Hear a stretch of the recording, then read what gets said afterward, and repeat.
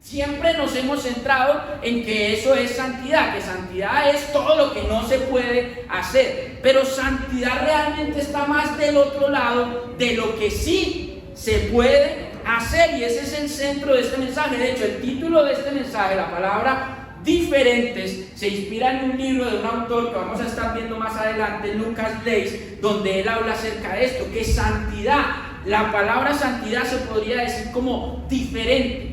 ¿Sabe diferente por qué? Porque si usted se pone a pensar lo que nosotros vimos el sábado pasado acerca de ser el río de Dios, si usted se pone a pensar lo que nosotros vimos acerca de amar a las demás personas, acerca de pensar en los demás muchas veces antes que nosotros, pensar en lo que quiere Dios antes que lo que le queremos nosotros, es totalmente contrario a lo que hoy en día piensa la sociedad, a lo que hoy en día usted se encuentra allá afuera. ¿Usted qué se encuentra allá afuera? No, piense en usted, ¿cierto? Mire la manera de ganar usted, mire la manera de triunfar usted, mire la manera de ganar plata usted, mire la manera de sacar las cosas para usted, no para el otro, ¿cierto? No para agradar a Dios, no, sino para usted. Y ese ha sido el centro, y eso es en lo que, y no nos culpemos, porque es que realmente ahí hemos crecido. Eso ha sido el mensaje que nos ha dado el vecino, el amigo, el tío, el abuelo, el papá, la mamá. Sí,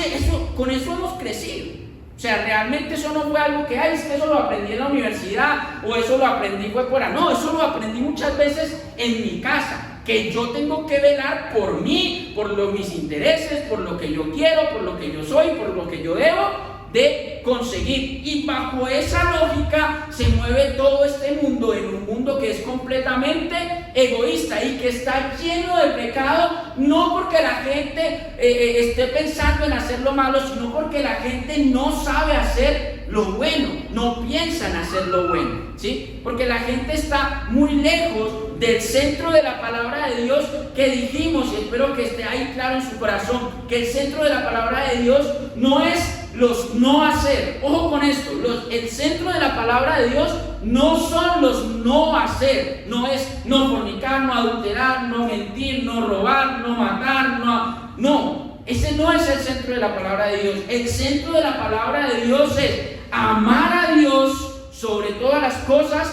y amar a mi prójimo como a mí mismo. Ese es el centro de la palabra de Dios, ¿sí? Entonces, cuando nosotros pecamos, ¿sí? Cuando nosotros fallamos, no es porque rompemos una ley que está escrita en la Biblia, es porque no estamos amando a Dios y porque no estamos amando a nuestro prójimo. Pecar es más que hacer, es no hacer. Y de eso vamos a hablar, porque esa es la santidad de la acción, porque venimos hablando de o siempre habíamos hablado de la santidad de la no acción, ¿cierto? Usted quiere guardar su santidad, no mire eso. Usted quiere guardar su santidad, no escuche eso. Usted quiere guardar su santidad, no hable con esas personas. Usted quiere guardar su santidad, no tenga novio, no tenga novia, no haga, no busque, no lleve, no traiga, ¿cierto? Y esa ha sido la santidad que siempre hemos visto, la santidad de la no acción. Hoy vamos a ver la santidad de la acción, de hacer. ¿Por qué? Porque realmente cuando nosotros practicamos la santidad de hacer, la santidad que nos permite hacer, que nos abre todo un pool, porque mire, yo lo voy a ser muy sincero, si usted hace el recuento de lo que está escrito en la Biblia, de lo que usted no puede ver, usted comienza a buscar lo que no haga, le aseguro que encontrará tal vez 100, 200 cosas que usted no puede hacer. Pero si usted se pone a pensar en todas las cosas que sí podemos y debemos de hacer, no le alcanza toda la vida para todas las cosas que sí se pueden hacer. Y ahí es donde está realmente la santidad. Y ahí es donde realmente somos diferentes, ¿sí? Ahí es donde realmente somos diferentes. Mucha gente está en la iglesia pensando y haciéndose una superioridad moral de su vecino, porque es que él no engaña a su esposa, porque es que él no dice grosería. Entonces, como yo no digo groserías, no adultero, no hago, entonces yo soy mejor que mi vecino, ¿sí? Pero realmente no es mejor que su vecino si, aunque usted no haga todo eso, no es capaz de amar a su vecino. Si usted no es capaz de amar a su vecino como a usted mismo, usted puede no hacer muchas cosas, pero no está haciendo lo que debería de hacer para ser diferente. Porque todo el mundo tiene prohibiciones, reglas, cosas que no hace, cosas que sí hace. Usted puede decir, Fabián, es que yo no fumo, ¿sí? Yo no hago eso, pero habrán otras cosas que usted sí hace.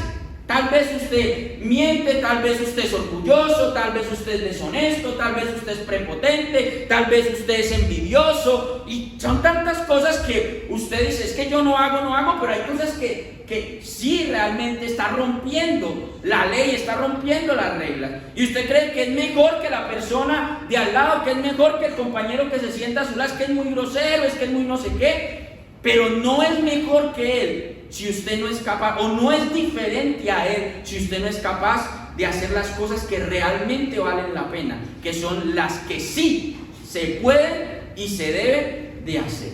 Entonces, en esto es lo que nos vamos a centrar, y este es el final de este tema. Todo este contenido teológico que hemos venido ha sido muy rico. Espero que hayamos podido aprender muchas palabras nuevas y muchos conceptos nuevos y acerca de las profecías y de todo eso. Pero si nosotros salimos de este lugar con mucho conocimiento de profecías, con mucho conocimiento de buenas palabras, con mucho conocimiento de eso, pero no salimos siendo capaces de poner nuestra santidad en acción, perdimos el tiempo.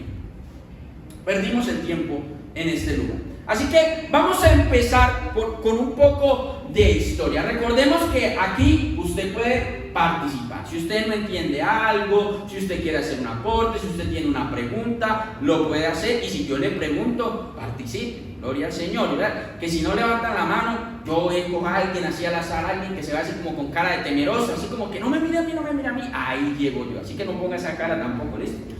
Gloria al Señor. Vamos a la diapositiva que sigue.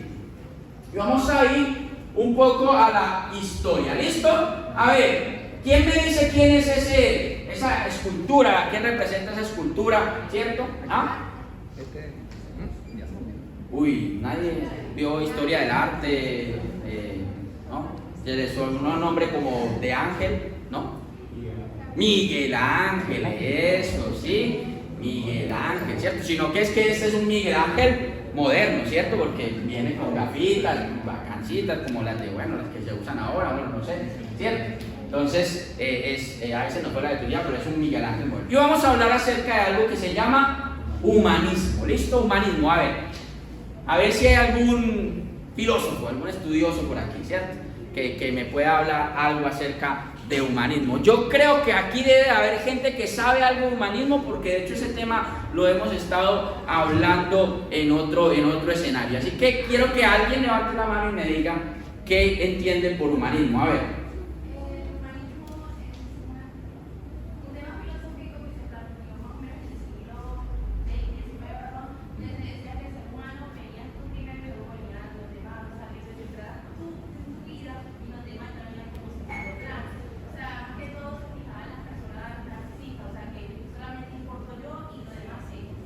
Muy bien, ya para qué ni para qué preparé yo todo esto. Dios mío, ya está el mensaje. A ver, por acá. No, mentira, nada, tiene más cosas.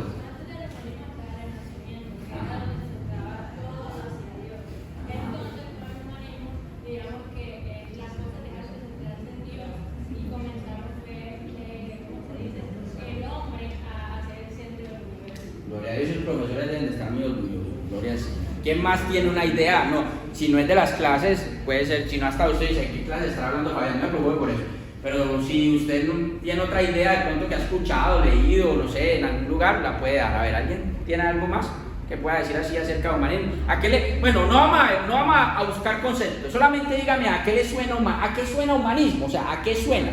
¿Ah? A humano. Si hubiera ganado ese premio, mejor dicho. No, mentira, sí, es verdad, a humano, ¿cierto? ¿A qué más le suena humanismo? personas, a humo les suena por allá. Egocéntrico. Cometemos errores, humanismo. Sí, muy bien, cometemos errores, algo muy usual. ¿Alguien más tiene algo que decir? Hable hoy, ahora o calle para siempre. Lista, es cierto, ahí para la hora. No, mentiras. ¿Cómo? Valores, moralidad, listo.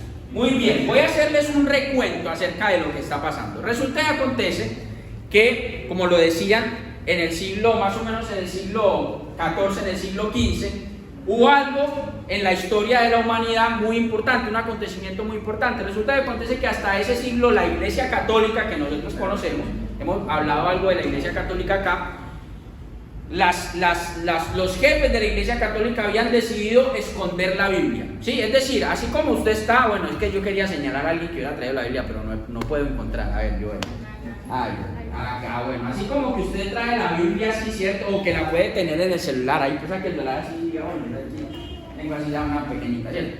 Entonces, que usted tenía la Biblia, eso no se podía, ¿sí? Prohibido que la gente tuviera la Biblia. ¿Quién lo estaba prohibiendo?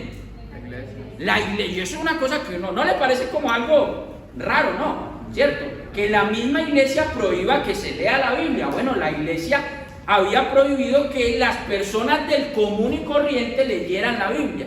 Tanto era para asegurarse de eso que la Biblia solamente estaba escrita en un idioma antiguo que nosotros conocemos seguramente en algún momento, no lo sabremos, pero lo hemos escuchado hablar en latín, ¿cierto? Todos los ejemplares de la Biblia, que además no eran muchos, estaban escritos en latín. ¿Por qué, Fabián? Porque la idea era que nadie leyera la Biblia, porque en Europa, donde pasaba esto, ¿cierto?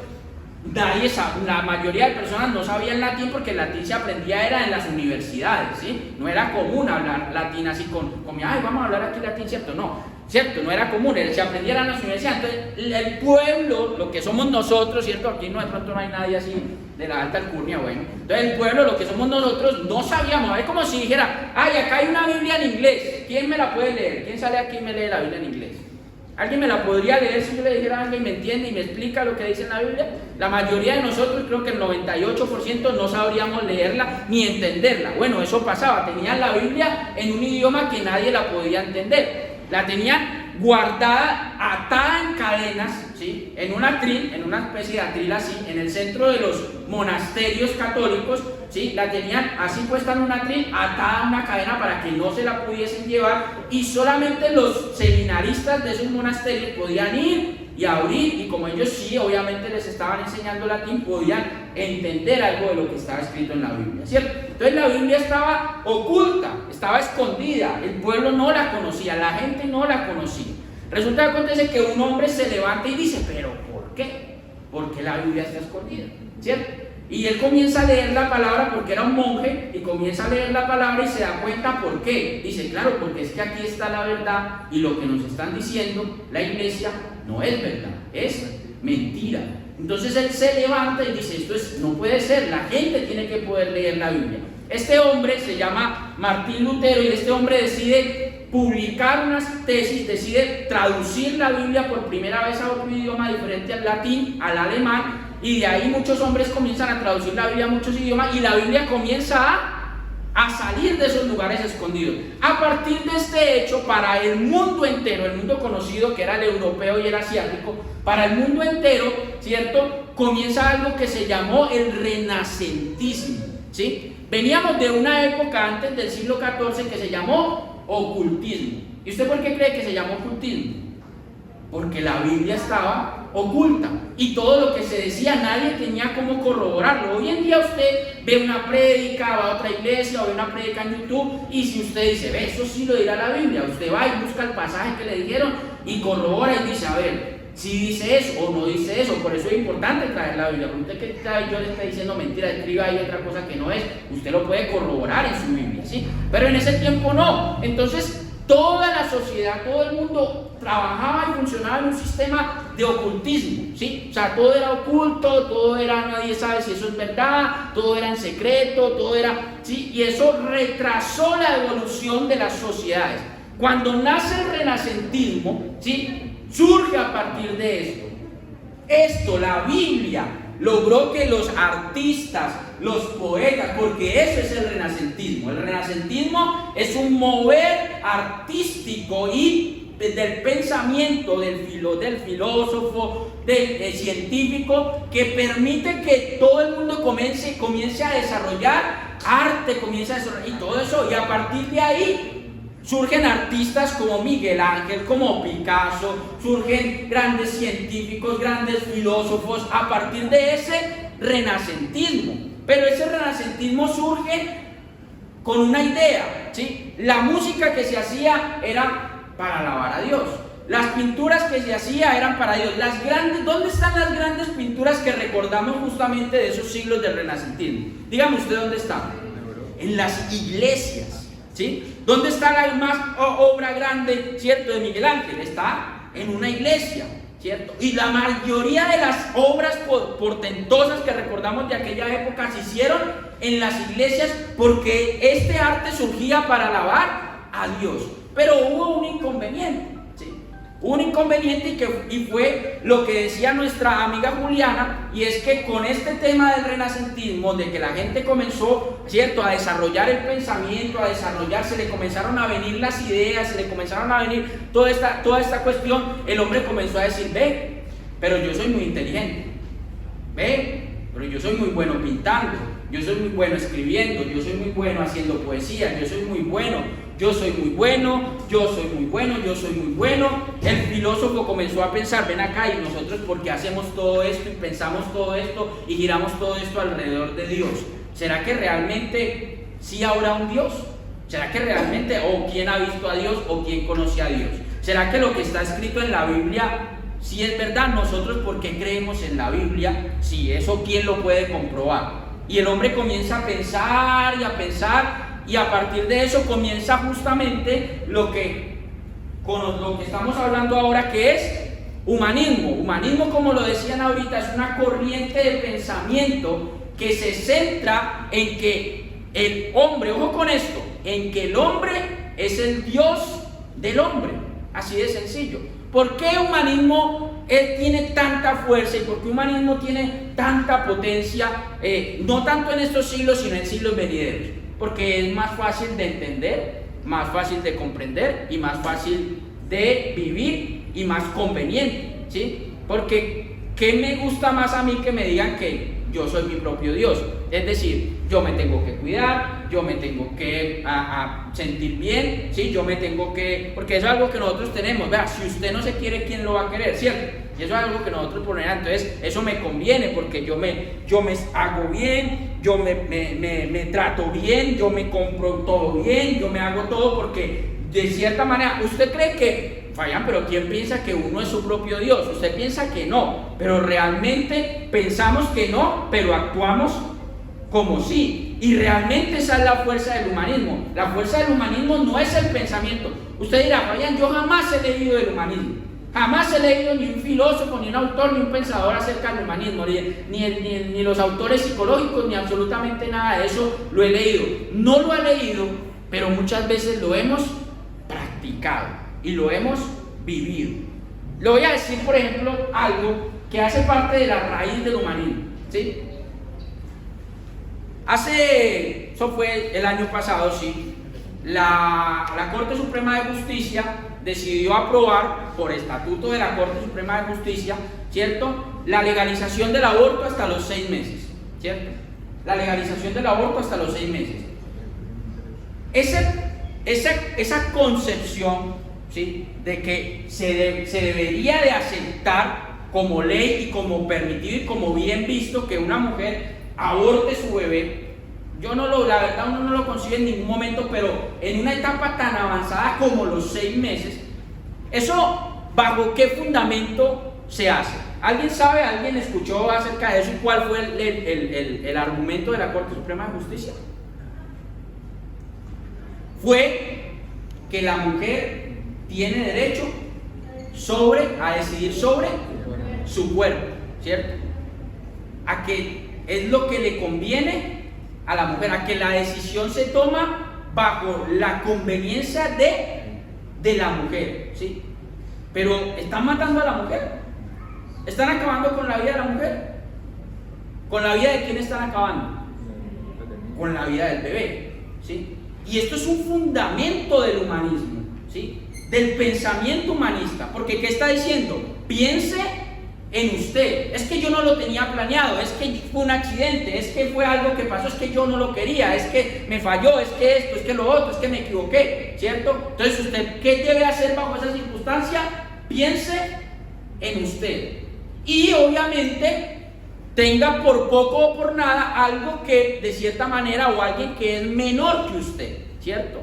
Pise sobre algo que es menor que usted. ¿Por qué? Porque la ley dice, no, como un bebé no sabemos si tiene conciencia, si no es un feto, ni siquiera le dicen bebé, no es ni un bebé, es un feto, ¿cierto? Entonces un embrión, entonces como no sabemos si tiene conciencia de nada, pues póngase por encima de eso, ponga su interés por encima de lo que está, de lo que es esa persona en formación. Y eso es un fundamento del humanismo, y hoy en nuestro país es una ley en muchos países latinoamericanos y en la mayoría de países europeos. Por allá hay una pregunta o algo.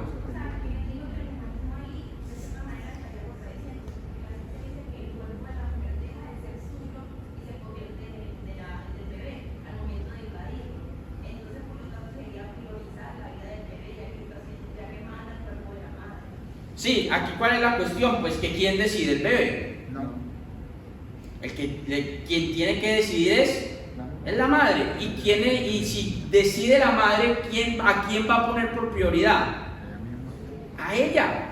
Porque ese es el fundamento del humanismo. Que cuando yo tengo que decidir sobre la conveniencia de otra persona o la mía, tengo que poner la mía, porque yo, de cierta manera, aunque uno no lo piensa, yo soy mi propio Dios.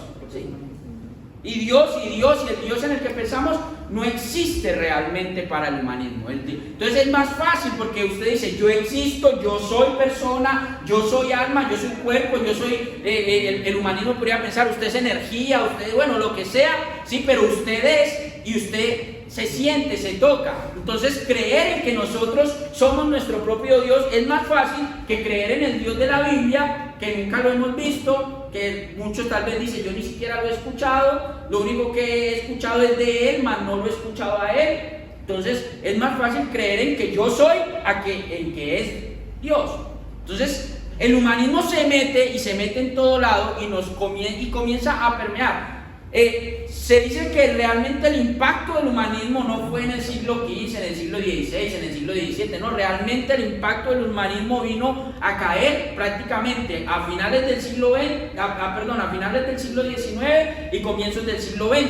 Y a finales del siglo XX, es decir, 1950, 60, 70, tiene un boom espectacular. ¿Usted por qué cree? Sí. Si usted de pronto ha visto algo de historia de los 60, de los 70, sobre todo los americanos, y usted seguramente lo ha visto en películas de la época del 70, ¿qué hay en el 70 por lo general en Estados Unidos? Las películas que muestran, ¿qué? Mucho racismo.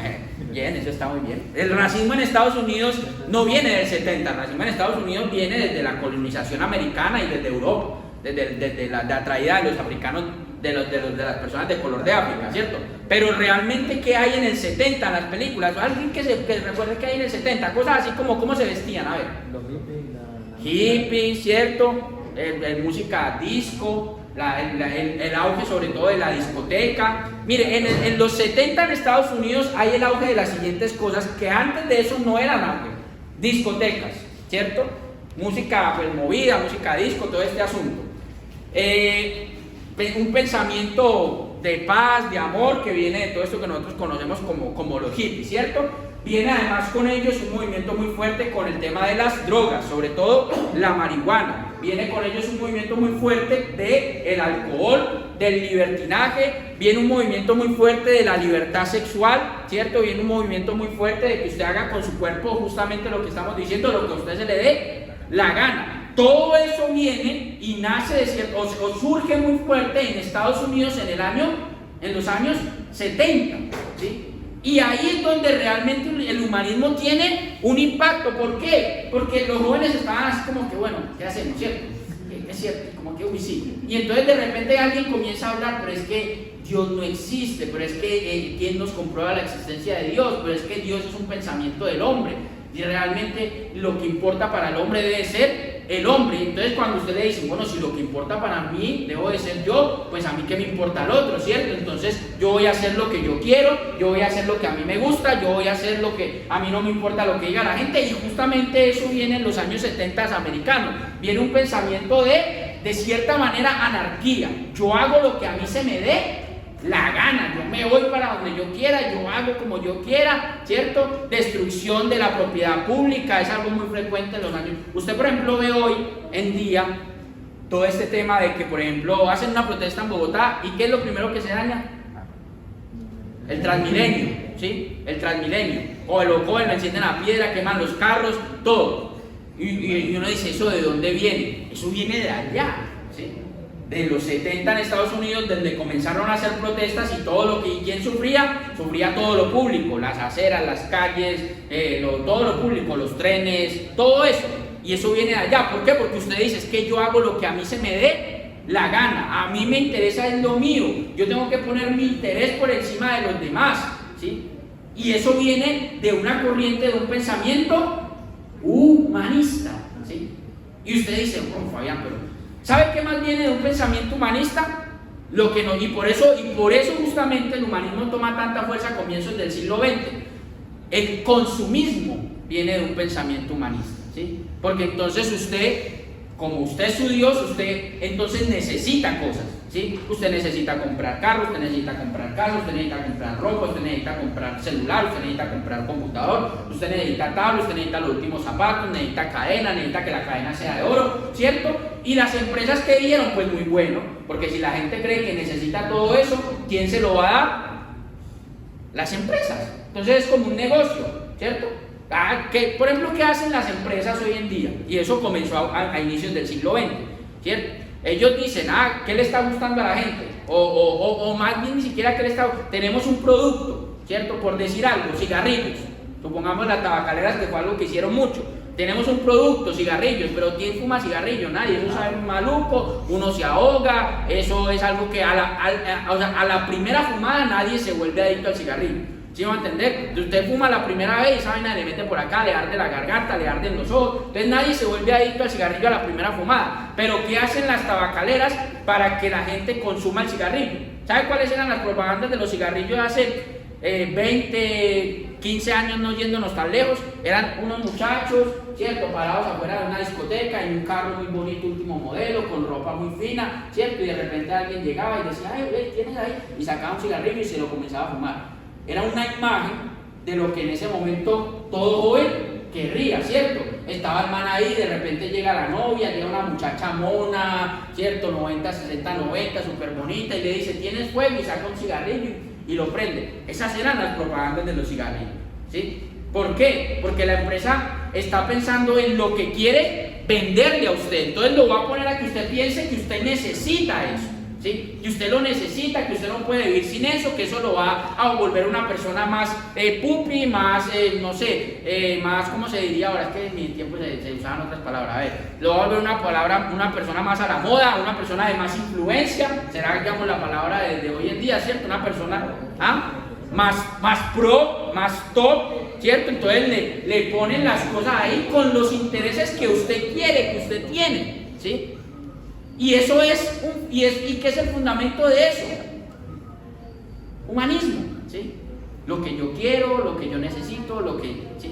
Y se une todo eso. Entonces, hay toda una sociedad, mucha atención con esto, hay toda una sociedad puesta de acuerdo construyendo modelos de personas, ¿sí? ¿Usted qué le dice? No, es que para usted ser triunfador en la vida, usted tiene que ganar dinero. ¿Cómo se lo va a ganar? No sé, ¿cierto? Termine de estudiar o no termine, mire a ver en qué negocio se mete, o termine de estudiar, haga una carrera universitaria, búsquese una profesión. Mire, mucha gente ha decidido profesión pensando en los salarios que tienen las profesiones, médico, abogado, ingeniero, ¿cierto? ¿Por qué? Porque el pensamiento es que usted va a ser exitoso si usted logra tener, ¿sí? Logra tener para poder comprar, para poder lucir un buen carro, una buena casa, para poder tener un patio bien grande donde pueda invitar a todos sus amigos y todo el mundo en el barrio, en la cuadra, sepa que usted tiene casa con piscina. Y no se haga el loco, porque usted y yo sabemos que eso nos puede mover. que de hecho es algo que quisiéramos. Yo recuerdo un amigo que él viene muy de abajo, ¿sí? Y pues viene de un barrio, ¿cierto? Pero al tipo le fue bien, ¿cierto? Le fue bien, hizo buenas jugadas, nada ilegal, nada ilícito, no, ¿cierto? Pero hizo buenas cosas y gana bien. Entonces logró comprarse un carro, ¿sí? Y el tipo se compra el carro y lo primero que hace no es pensar, voy a pasear con mi familia, voy a ir ¿cierto? Voy a hacer esto, no, o algo así pues como, no, ¿sabe qué es lo primero que piensa el tipo? Voy a coger saca el carro y dice, voy a coger el carro y me lo voy a llevar por todo el barrio ese feo donde yo vivía cuando estaba más pelado, me lo voy a llevar. ¿Y sabe para qué? Para que toda la gente que lo vio allá, ¿cierto? Arrastrándose, jugando en la tierra, ahora vieran que él tenía un carro y que andaba en carro. Y claro, el tipo se mete por las calles esas malucas y todo eso con su carro y todo el mundo, uy, X, ¿cierto? X, uy, compraste carro, uy, ¿cierto? ¿Por qué qué está moviendo realmente a esa persona para eso? Lo que él puede impresionar a otras personas. Él realmente es él no está pensando en su familia, no está pensando en sus hijos, él no está pensando en el beneficio, no, él no está pensando en el beneficio, él está pensando en lo que él puede mostrar, porque de cierta manera llegar al barrio, cierto, de donde salimos muchos de nosotros somos de barrio, llegar a ese barrio dentro de 8, 10 años o dentro de 5 años más cerquita, cierto, con un carro último modelo, qué impresión, ¿sí o no? Pero ¿cuál es el fundamento de eso? Humanismo, es pensar en lo que yo quiero, en lo que yo necesito. Y así es. ¿Sabe que las propagandas de los cigarrillos, usted que usted ya no ve propagandas de cigarrillos de ese tipo? Las prohibieron, ¿cierto? Así como hoy, por ejemplo, están haciendo que los alimentos ultraprocesados los marquen con lo que tienen, que mucha grasa, mucha sal, mucho azúcar. En su momento a los cigarrillos lo hicieron no solamente que marcaran que eran perjudiciales para la salud, sino que si usted, Dios mediante, no vaya a comprar cigarrillos, pero si algún día pasa por un lugar por donde tengan una estantería de cigarrillos, se da cuenta que la cajetilla tiene una imagen de uno de los daños que hace el cigarrillo. Un pulmón dañado, una garganta con cáncer, ¿cierto? Algo que hace mal. Porque de cierta manera se dieron cuenta de que era un abuso vender un daño con imagen de que era muy bueno, y eso es algo que hacen la mayoría de empresas con un fundamento de no lo que ellos quieren, sino lo que realmente nosotros queremos. Es que yo quiero, es que yo lo necesito, es que yo lo quiero tener porque yo necesito eso. Entonces ese es el fundamento, eso es lo que hay aquí. Eso es lo que, ese es nuestro diario vivir, Fabián. Entonces, ¿qué vamos a hacer? Nos salimos de la sociedad, no compramos más tenis Nike, no compramos más camisetas Adidas, no compramos más carros, ni casas, ni becas, ni nada de eso. Entonces no compramos nada, Fabián, porque no. Usted no se puede salir de eso. ¿Qué marca es su camiseta? De Coa, una marca de Coa, ¿cierto? A ver, ¿quién más por acá? ¿Qué marca es esa camiseta? No sabe qué marca. Bueno, tiene cara de Coa también. A ver, ¿quién más? ¿Quién tiene unos esos tenis? ¿Qué marca son? Jordan, ¿cierto? A ver por acá, ¿quién más? Así que tenga esos tenis, Nike. Claro, ahí se ve, no hay sino que ver la brecha, Nike, ¿cierto? Vamos a ver por los míos, Coa. ¿Cierto? Nike. Entonces, Fabián, ¿qué vamos a hacer? Dejamos de comprar Nike. Si realmente fuéramos a hacer una liberación bajo ese pensamiento en este momento, aquí la mayoría tiene que quitarse los zapatos. Unos tendrán que quitarse la camiseta, otro el pantalón, y eso no va a pasar aquí, ¿listo? No me emocionen, no, eso no va a pasar aquí. Entonces, ¿qué hacemos? ¿Dejamos, Fabián, de hacer eso? No. Es una manera de pensar y de vivir en la que estamos inmersos en la mayoría de la sociedad. El vecino, el amigo, el compañero de estudio, el compañero de trabajo, está sumergido en el humanismo, ¿sí? Pero santidad es ser diferentes. Santidad es ser diferentes. Esa es la base. Santidad es ser diferentes. Nosotros necesitamos ser diferentes. Entonces, diferentes va a ser, Fabián, si no me compro esas cosas. No, usted no tiene que cambiar la marca de los zapatos que usa. Usted no tiene que cambiar su deseo de tener un carro o una casa, no. Usted lo que tiene que preguntarse es realmente por qué quiere eso. Hay un fundamento de amor en ese deseo que usted tiene? ¿Hay un fundamento de algo mejor para otras personas o es simplemente un deseo egoísta, egocéntrico? Lo que nosotros necesitamos pensar es por qué estamos haciendo lo que estamos haciendo, y necesitamos cambiar esa manera. Vamos a la siguiente diapositiva.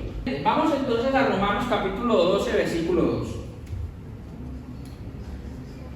¿Alguien se lo sabe? A ver, ese es un versículo que la mayoría de nosotros deberíamos de tener muy claro. Romanos capítulo 12, versículo 2.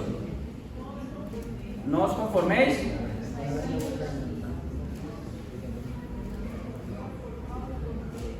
Bueno, ¿lo tienes, Mari? ¿Lo tiene ahí? De memoria. ¡Ah, qué nivel tan grande, Dios mío! Ese es el tema de nosotros, así es. Quien lo tenga lo puede leer.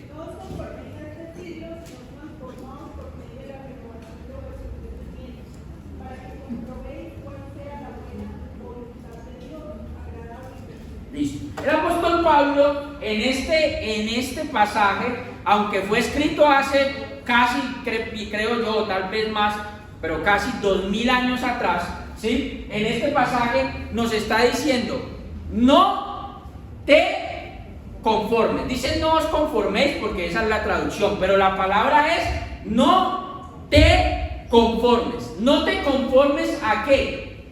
¿Qué dice la Biblia?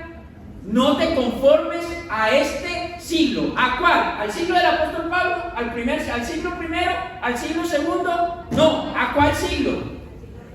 A este siglo en el que eso lo escribió el apóstol Pablo, pero en su momento él lo puso en práctica allá en el siglo primero. Pero nos lo está mandando a decir Dios a nosotros. ¿En qué siglo?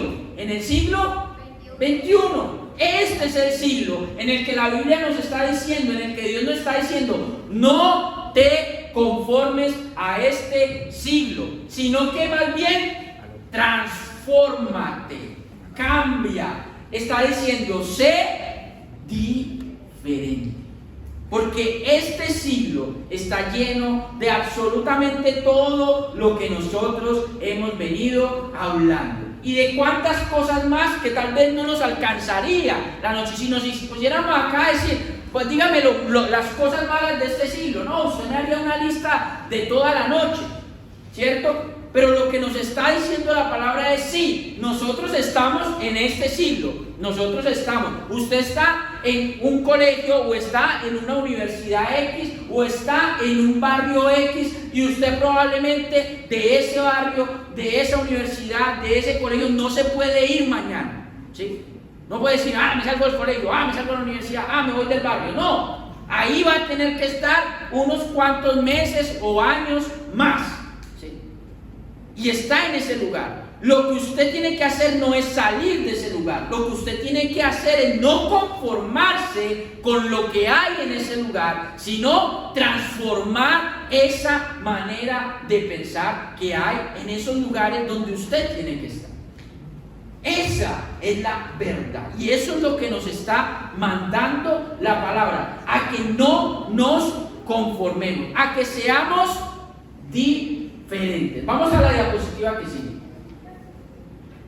Eso casi no se puede leer, se lo voy a leer todo. Si se tienen menos necesidades, cuanto más se sienten las ajenas. Vamos a leerlo otra vez. Dice: se tienen menos necesidades, cuanto más se sienten las ajenas. Doble iglesia. Y eso es algo tan real para la mayoría de nosotros, ¿sí? Usted se pone a pensar y usted dice: ¿cierto? No, es que en mi casa no hay, ¿cierto? ¿No hay qué? ¿Papa? No, pues tampoco, ¿cierto? No, es que en mi casa yo no tengo computador. No, es que en mi casa, no, es que mi papá no me ha comprado el celular, o el celular que tengo es muy viejo y no me han comprado el iPhone, no me han comprado el último Samsung o el último Xiaomi, no sé, ¿cierto? O es que yo no tengo esa consola de videojuegos, o yo no tengo el trabajo que quisiera, ¿cierto? Yo quisiera tener un mejor trabajo. Y usted de cierta manera está pensando y dice: tengo una necesidad de algo diferente, tengo una necesidad de más cosas, ¿cierto? Pero cuando usted comienza a ver las necesidades de otras personas, Cuando usted se fija en las necesidades que tiene, tal vez no se vaya tan, ay, los niños en Sudáfrica, no. Cuando usted se pone a ver tal vez la necesidad que tiene el vecino, cuando usted se pone a ver tal vez la necesidad que tiene un compañero de estudio en la universidad o en el colegio, cuando usted se pone a ver la necesidad, a necesidades tan profundas y tan grandes, usted dice, verdaderamente yo no necesito nada, o yo no tengo realmente una necesidad. ¿Sí? Yo recuerdo, por ejemplo, que a mí no me gustaba en alguna época mi celular, ¿cierto? Le voy a decir una cosa, yo tenía un celular que me había regalado mi papá. En ese tiempo los celulares eran un lujo. Mi papá tenía uno porque él vendía celulares y tenía que tener uno. En un momento cambió de celular, entonces hizo la caridad y me regaló uno. Y ese celular era, pues, para su momento una machera, tenía un jueguito, los celulares no tenían juegos, entonces tenía un jueguito, uno podía hacer otras cosas como tener alarma en el celular. En el tiempo no se tenía alarma en el celular, bueno, tenía varias cosas, no era color, pero ya era para gente pues muy extravagante. Y yo recuerdo que un amigo, ¿cierto? Se compró, la mamá le regaló un celular, pero era un celular a color. Imagínense que era un celular que tenía 3 juegos, el mío tenía uno, él tenía 3 juegos, era un celular a color y era un celular que usted le podía meter, por ejemplo, a ver, si sonaba una canción en la época, en el momento, ¿cierto? Una canción muy... Entonces usted la podía, no que sonara la canción en el celular como tal, sino que sonaba un tonito con el ritmo de la canción y uno escuchaba y uno decía, qué machera, ¿sí me va a entender?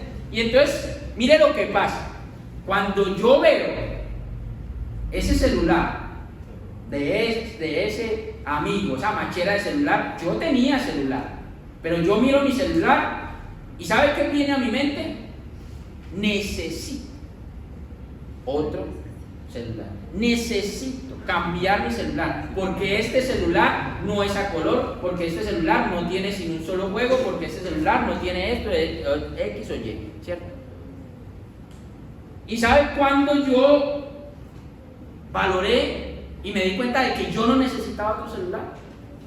Cuando me di cuenta que en el salón mi amigo y yo eran los únicos que teníamos celular. Los demás, nadie tenía celular.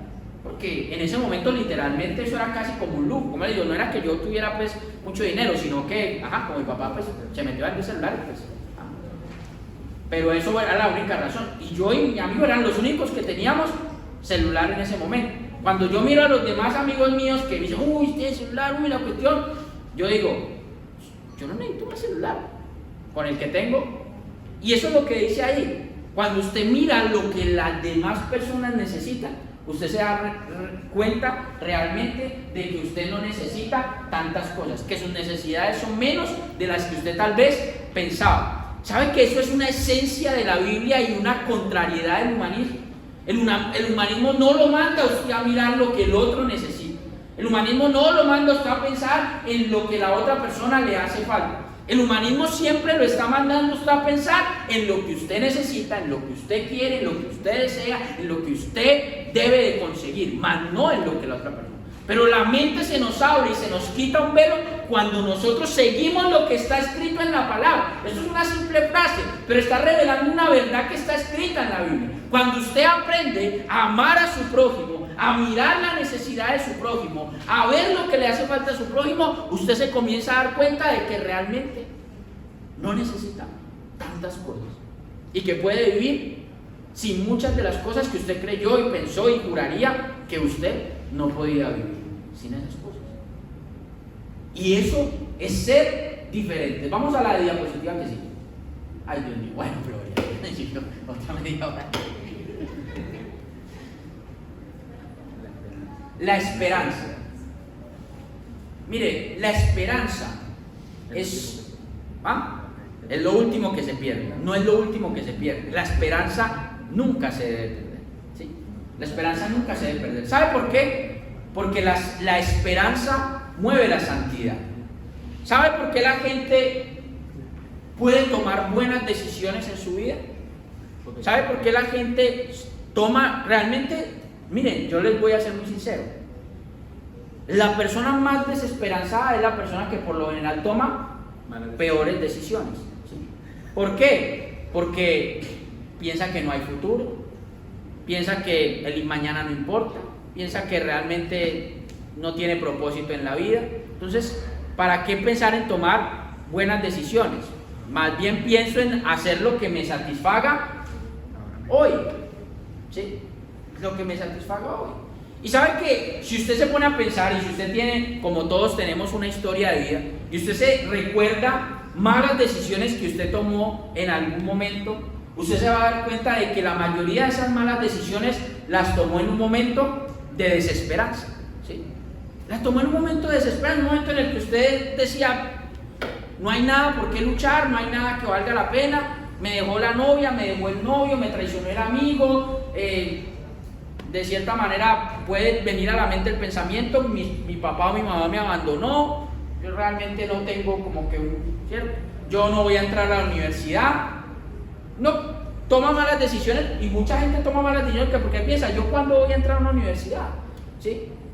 Mi papá fue, no sé, a ver, para no desprestigiar ninguna profesión, pero supongamos albañil. Mi papá fue albañil, nunca estudió nada, fue albañil porque fue ayudante de construcción, después pues comenzó a hacer sus propias construcciones. Entonces yo voy a hacer lo mismo, yo voy a un día, o sea, voy a salir del colegio, tal vez antes de terminar o después de terminar, y me voy a ir a ayudarle a él allá en su trabajo de albañil, y yo también voy a hacer un día albañil, y así vamos a hacer siempre albañil, porque yo, y de cierta manera, puede que no esté tomando las mejores decisiones. ¿Por qué? Porque no tiene esperanza. La esperanza es fundamental para tomar buenas decisiones, y Jesús sabía eso. ¿Usted sabe qué significa la palabra evangelio? ¿Alguien sabe qué significa la palabra evangelio? No. ¿Cómo? Buenas nuevas. La definición, o trayéndolo al idioma actual, es buenas noticias, ¿sí? Buenas noticias. A ver, alguien que me diga, ¿qué sería para usted una buena noticia hoy? No espiritualmente hablando, no. Piense en que si usted le dieran una noticia hoy, ¿cuál sería esa noticia que usted dice es una buena noticia para mí? Alguien que levante la mano. ¿Cómo no? ¿Cómo? Que le trajeron una nueva moto, que le van a regalar una nueva moto. Excelente noticia. ¿Qué más? Que le van a pagar por no hacer nada. Una buena noticia, ¿cierto? ¿Qué más puede ser una buena? Piensen usted, ¿qué sería una buena noticia para mí? ¿Cómo? Que puede estar o que va a hacer las paces con sus padres. Una excelente noticia para él. ¿Quién más podría pensar en una buena noticia para él?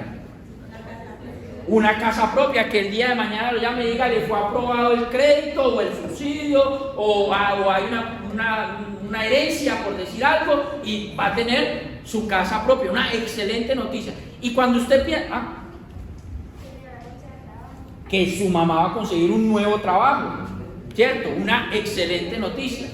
Ahora piense lo siguiente: si usted hace el ejercicio, tenga la isla que usted dice, no, tal vez usted no la dijo, pero tenga la isla que usted cree que es una buena noticia para usted. Si a usted hoy le dijeran, ahorita saliendo de este lugar, le dieran esa buena noticia, ¿cómo se sentiría usted? Feliz, esperanzado, diría, uy, qué chévere, ¿cierto? Viene algo nuevo, hay algo por lo cual luchar, hay algo por lo cual tomar buenas decisiones. Eso fue lo que entendió Jesús. Por eso el Evangelio se llama buenas noticias, porque el Evangelio son buenas noticias para nuestra vida que nos tienen que llenar de esperanza. Cuando usted se llena de esperanza con las buenas noticias de perdón de pecados, de salvación, de vida eterna, usted tiene un propósito por el cual tomar buenas decisiones. Y eso es así, ¿sí? Y usted tiene una fuerza que lo va a ayudar a ser diferente, para tomar buenas decisiones cuando un amigo, cuando una amiga le hagan ofrecimientos en medio de la ignorancia de X o Y situación. Usted va a tener un propósito que diga, no, yo no puedo tomar una mala decisión en este caso porque yo tengo algo, una esperanza. Entonces la esperanza es fundamental, tener esperanza en nuestro corazón y compartir esperanza con las otras personas. Es fundamental para santidad, para poder ser diferente. ¿Sabe qué? Usted puede dejar de ser santo cuando comienzan a hablar, no, es que la situación está muy dura. No, es que vea esa cuestión, no, es que vea ese mercado como está de caro. Bueno, ustedes no, creo que no piensan ahora en el mercado, algunos sí, ¿cierto? Pero no, vea eso, el dólar como está de caro y ahora ya no me puedo comprar o esto o X o como está de cara el semestre de universidad. Yo que pensaba estudiar ingeniería astronómica, no sé cómo diría la carrera, no sé, para astronauta X o Y, ¿cierto? Pero con esos semestres tan costosos o todo eso, cuando usted comienza a caer en una desesperanza, usted pierde santidad, ¿sí? Usted pierde santidad, porque usted se une a la corriente de este mundo en este momento. ¿Cuál es la corriente de este mundo en este momento? Crisis, desesperanza, guerra, que van a subir más los precios, que va a haber más inflación, que va a haber menos empleo, que todas las cosas van, ¿cierto? Mucha gente está esperando y su esperanza está totalmente guardada en que vienen unas nuevas reformas y entonces tal vez haya una mejor salud, tal vez haya mejor pensión, pero X o Y, pero la mayoría de gente está pensando que esto va para abajo y no tiene cómo ir para arriba. Cuando usted se mete en esa corriente, usted pierde santidad, ¿sí? Porque usted está no siendo esperanza para el otro, ni teniendo esperanza, sino siendo desesperanza. Hombre, en vez de decirle, venga, sí, la situación está dura, pero hay un Dios que todo lo puede. Sí, la situación es complicada, pero hay un Dios que hace milagros. Sí, Dios puede hacer algo en tu vida. Sí, yo sé que esa situación puede ser muy difícil. Yo sé que esa pelea, esa contienda que tú tienes, o esa crisis económica, o esa enfermedad, pueden ser situaciones muy difíciles. Pues usted, alguien llega y le dice, ay, no, imagínate que me hice los exámenes y tengo un cáncer en la pierna. Ay, mi tía se murió de eso. O sea, ¿ahí hay santidad? No, porque no hay esperanza. Y usted tiene la esperanza. Usted sabe que puede haber un cáncer, puede haber una deuda, puede haber una hipoteca, puede haber una universidad muy costosa, puede haber lo que sea, pero hay un Dios más grande que eso y que puede hacer lo que sea que parezca imposible para la vida de esa persona. ¿Y usted lo va a llenar de más desesperanza? No, usted lo tiene que llenar de esperanza, porque ese es el evangelio y eso es santidad. Eso es santidad, eso es ser diferente. Porque si usted sale a la calle y comienza a decir, es que me pasa esto, me pasa la otra, la gente, ¿qué le va a decir? Es que eso le pasa por eso, es que eso es así, es que las cosas no van a mejorar, porque la gente está llena de desesperanza. Pero nosotros estamos llenos de una esperanza que además de eso es una esperanza contagiosa y eterna. Oye, perfecto, muy bien, contagiosa, así es, debe de ser contagiosa, pero eso se contagia cuando usted habla. ¿Cómo va a contagiar la esperanza si usted se queda callado? Si cuando alguien comienza a decir que las cosas están mal, usted o se queda callado o asiente que las cosas están muy mal. Nadie se va a contagiar de esperanza así. Esta esperanza, claro que es contagiosa, pero usted tiene que abrir la boca y contagiar a la gente de la esperanza. Eso es santidad. Vamos a la que sigue. Eso está muy mal escrito, pero yo se lo voy a decir, sino que se nos dañó esa diapositiva. Dice lo siguiente, es una sigla. A ver si alguien lo alcanza a leer ahí entre. Bueno, eso sí no está dañado. Atrás. Lucas 4:18. Ya vamos a buscar la sigla, pero la sigla WWJD. Esta sigla, bueno, listo, ya, si no nos podemos leer, no importa, ya se los voy a decir. Esta sigla en los años 90 en Estados Unidos se volvió muy famosa. Usted por ejemplo ha visto que la gente compra un iPhone y ¿qué le pega al carro o a la moto? El sticker de la manzanita, ¿cierto? En Estados Unidos esa frase se volvió famosa como eso. Y entonces todo el mundo quería pegar un sticker en su carro que tuviera esa sigla, WWJD. ¿Qué significa What would Jesus do? Que en español es ¿qué haría Jesús? ¿Sí? ¿Qué haría Jesús? ¿Por qué se volvió eso algo como muy famoso? Porque es como una pregunta que la mayoría de nosotros nos deberíamos de hacer, ¿sí? Porque nosotros somos cristianos, ¿sí? ¿Y qué significa cristiano? Eso es una pregunta básica de discipulado 1 de la primera vez que usted va a la iglesia y predica acerca de Cristo. ¿Qué significa cristiano? ¿Ah? Que sigue a Cristo. más exactamente que imita a Cristo, ¿sí? Que imita a Cristo. Entonces, una pregunta que todos nosotros nos deberíamos de hacer en algún momento es: ¿qué haría Cristo? ¿Qué haría Jesús? Entonces, esta frase se volvió muy famosa en Estados Unidos. ¿Qué haría Jesús? ¿Sí? Y la mayoría de gente pensaba, se volvió muy famosa, pero la mayoría de gente no pensaba qué haría Jesús, sino que pensaba que no haría Jesús. Yo sé que por ahí me había comido una tilde, no sé. ¿Quién está ahí? Jesús tiene tilde ahí, listo. La gente no se preguntaba qué haría Jesús, sino qué no haría Jesús. La gente lo comenzó a usar como una herramienta. Es útil, puede ser útil, ¿cierto? Para tomar decisiones. Por ejemplo, estoy en la universidad o estoy en el trabajo y hay una muchacha muy bonita que me está echando el ojo, pero yo soy casado. Entonces, ¿qué tengo que pensar? ¿Qué no haría Jesús? ¿Cierto? ¿O qué haría? Para pensar, para poder reflexionar acerca de lo que no debería hacer. Y todo el mundo lo comenzó a utilizar como eso. Pero realmente, esa pregunta surge de Lucas capítulo 14, versículo 18 y 19. Vamos ahí. Lucas 4, versículo 18 y 19. Y vamos a ver qué nos muestra realmente ese pasaje. ¿Alguien ya lo buscó? ¿Lo tiene? Que lo lea. El Espíritu del Señor está sobre mí, por cuanto me ha ungido para dar buenas nuevas a los pobres. Me ha enviado a sanar a los quebrantados de corazón, a pregonar libertad a los cautivos y vista a los ciegos, a poner en libertad a los oprimidos, a predicar el año agradable del Señor. Muy bien. ¿Ustedes qué ven ahí en ese pasaje? Ese es Jesús el que está hablando ahí. Listo, vamos a aclarar. El que está hablando ahí es Jesús. ¿Ustedes qué ven en ese pasaje? Lo que no haría Jesús. Al contrario, ¿Qué leemos? Lo que haría Jesús. O lo que dice él vino a hacer. ¿Sí? ¿Y qué dice el pasaje entonces que vino a hacer Jesús? Dice, porque me han enviado a sanar a los quebrantados de corazón, a pregonar libertad a los cautivos, a dar vista a los ciegos, a poner en libertad a los oprimidos y a predicar el año agradable del Señor. Nos llenamos de qué no haría Jesús, pero el pasaje realmente nos está diciendo que sí haría Jesús.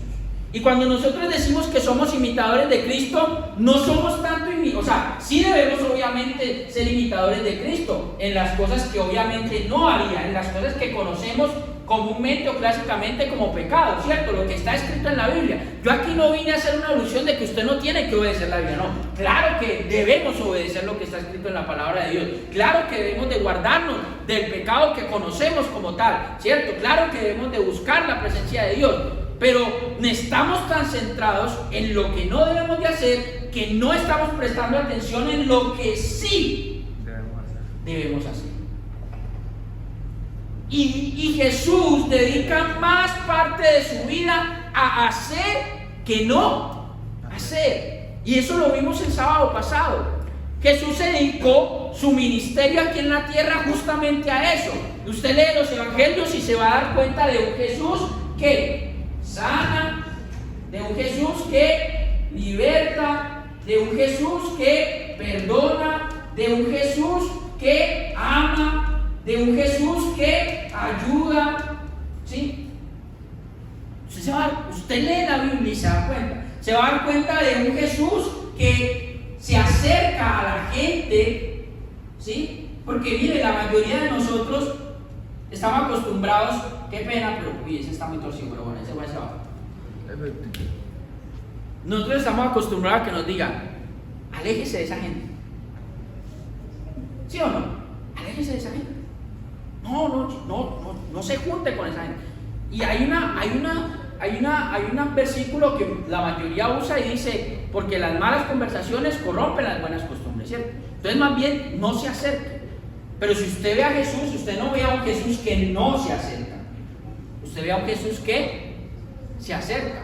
De hecho, un Jesús que es muy criticado, ¿por qué? Porque le dicen, es que él mantiene con cobradores de impuestos, con prostitutas, mantiene con borrachos, mantiene con bebedores, mantiene con gente de mala reputación, decían los fariseos, ¿sí?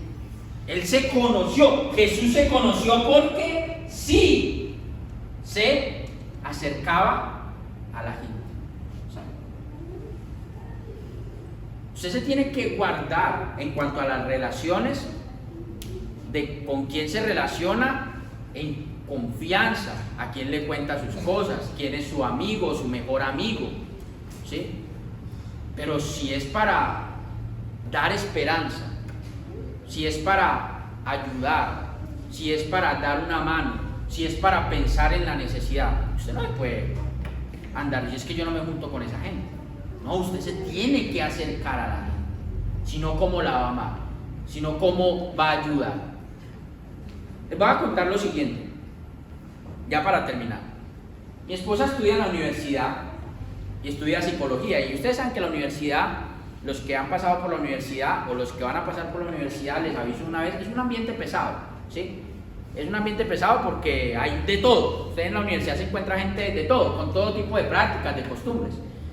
Y mi esposa es cristiana como yo, llegó a la universidad y muchos de sus compañeros pues tenían como cierto, porque ella no quería participar de las cosas que ellos normalmente hacían, como por ejemplo, se acabó el semestre, entonces nos vamos para ahora a emborracharnos porque vamos a celebrar que se acabó el semestre. Ella decía, pues sí, chévere que se acabó el semestre y que pasamos, pero yo no voy a ir a ese lugar, ¿cierto? Entonces había como cierta cosa porque decían, no, es que está como lejos de, y efectivamente mi esposa se alejaba de eso, igual que lo hacía yo cuando estaba en la universidad. Yo me alejaba de las cosas que yo sabía que no me convenían, ¿sí? Y había como cierta cosa, y una de las compañeras, digamos, más cercanas tenía, aunque era cercana a ella en estudio, era como que, no sé, ¿cierto? Me molesta tú que no quieres participar, que no quieres estar, que no quieres, ¿cierto?, hacer parte de las cosas que todos hacemos. Pero un día esta muchacha tuvo una necesidad, ¿sí? Su mamá la internaron en otra parte, ¿sí? Y tuvo una necesidad. ¿Y sabe qué? De todo ese grupo de gente, de compañeros de estudio, de gente de ahí, de todos los que se iban a beber a final de semestre, de todos los que armaban el desorden y armaban, ¿cierto?, lo malo, ¿sabe quién se acercó a ella a ayudarla en ese momento difícil? ¿Sabe cuántos de los compañeros borrachos y que le decían y que sí, que de pronto hasta sacaron para invitarla a media de guaro, para invitarla a media de ron, se acercaron para ayudarla en ese momento? Solamente 2. Y de esos, una, mi esposa. Porque nosotros no nos tenemos que alejar de la gente, tenemos que acercarnos a la gente, mas no vamos a andar en las cosas que anda la gente. Porque es que yo me tengo que acercar a mi entonces me voy a ir con ellos para los lugares donde ellos están, porque no, usted no tiene que hacer parte de esas cosas. Usted sí se puede acercar a ellos, pero sepa cuándo se acerca, porque eso es santidad, porque ahí hay esperanza. Cuando usted ayuda a alguien en la necesidad, donde los demás se van y no piensan, porque ellos piensan en lo suyo. ¿Usted por qué cree que, seamos sinceros, usted por qué cree que están en una rumba 4 o 5 personas y están alegres, ¿cierto? Y comienza y resulta que uno dice, no, yo ya no tengo plata. ¿Usted por qué cree que otro amigo llega y dice, no se preocupe, tome, ¿cierto? Yo invito, ¿Usted cree que lo está haciendo porque está pensando en esa persona? Lo está haciendo porque está en un ambiente chévere, bacano, ya está tomado y no quiere que se le vaya la gente, sino que quiere seguir la fiesta. Entonces, si usted no tiene, no se preocupe, yo lo invito. Pero el día de mañana, cuando esa persona no tenga para comprar las cosas de la casa, ese amigo no va a ir a la casa a decirle, yo aquí tengo también de lo que me sobró ayer para que usted compre. No, porque ya no le interesa. Porque ya irse a meter a la casa del otro, a su necesidad, a lo que la persona está sufriendo, eso no le interesa. Le interesaba la parranda, el goce y lo que estaba haciendo en el momento, y por eso sacó la plata, porque le interesaba él. Y eso es lo que hay en este mundo. Usted quiere ser diferente, interésese por la gente, acérquese a la gente cuando nadie más seguramente se va a acercar, cuando nadie más lo va a buscar. Vamos a la diapositiva que sigue. Los pecados de omisión. Así que comete pecado todo aquel que sabe hacer el bien y no lo hace. Santiago capítulo 4, versículo 17. Usted puede tener una lista muy grande de pecados de lo que no debe de hacer, pero hay una lista más grande de pecados de lo que usted debería de hacer y no lo hace. Y ahí realmente se pierde más la santidad que en los pecados de no hacer. El Señor está con nosotros y nos va a ayudar, y la tentación está ahí y van a venir muchas cosas. Pero si usted se pega al Señor, si usted se aferra a la fe, si usted se aferra a la salvación, créame que la palabra del Señor dice que no hay tentación a la cual el mismo Dios abra una puerta de salida para que usted escape de la tentación, para que usted huya de la tentación y no caiga en el pecado. Pero la mayoría de nosotros, sin tentación, estamos cayendo en el pecado de no hacer lo que deberíamos de hacer: amar a Dios y amar a nuestro prójimo. Y realmente ahí hay santidad. Eso es ser diferente. La diapositiva que sigue. Mire lo que dice acá, para terminar: la santidad es la belleza de alcanzar nuestro potencial en lugar de arruinar nuestro destino. Realmente ahí perdemos la santidad. Usted no sabe cuántas cosas Dios tiene para su vida.